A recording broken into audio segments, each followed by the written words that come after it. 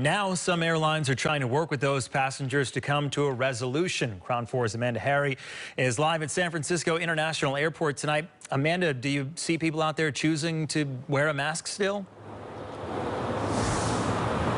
I'm seeing about a 50-50 split. If I take a look behind me, I can see there's quite a few people wearing their masks and others choosing not to wear their masks, even though they are outside right now. The doctor I spoke to said with more people choosing not to mask, though, there will be a higher chance of catching COVID while traveling.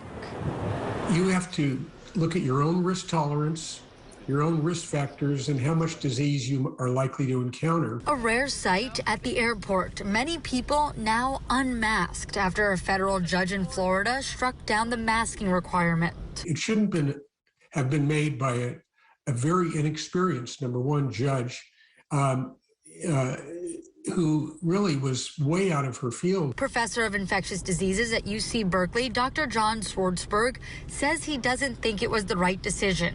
Some airlines say they are now offering options, including refunds in some cases for passengers worried about flying. United Airlines CEO Scott Kirby said, quote, "We're working with those customers to find another option, give them credit, or if they don't ever want to fly again, we're actually willing to give them a refund."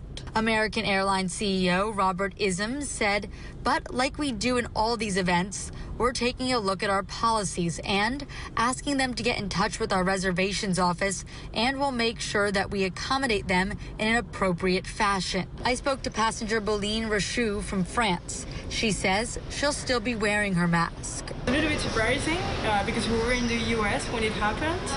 So like in France, it's not the case yet. But passenger Marina Gavrilina feels differently. I stopped a couple of weeks ago, even in the stores, and yeah, I feel fine. If you do basic precautions and you do all the hygiene, then you should be fine. Dr. Swartzberg says it's up to each person to weigh the risks, and some people have to consider their risk more carefully. If you're elderly, if you've got conditions that would really predispose you to a bad outcome, like being immunocompromised, or even things like diabetes or obesity or chronic lung or heart disease. Those are some examples of people who, need to really weigh the pros and cons more.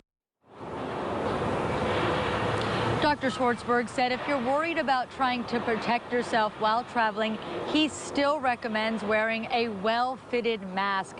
He also says it's important to be vaccinated, having those first 2 doses, and then also a booster and even a 4th dose if you are susceptible to COVID-19. Live in SFO, Amanda Harry, KRON 4 News.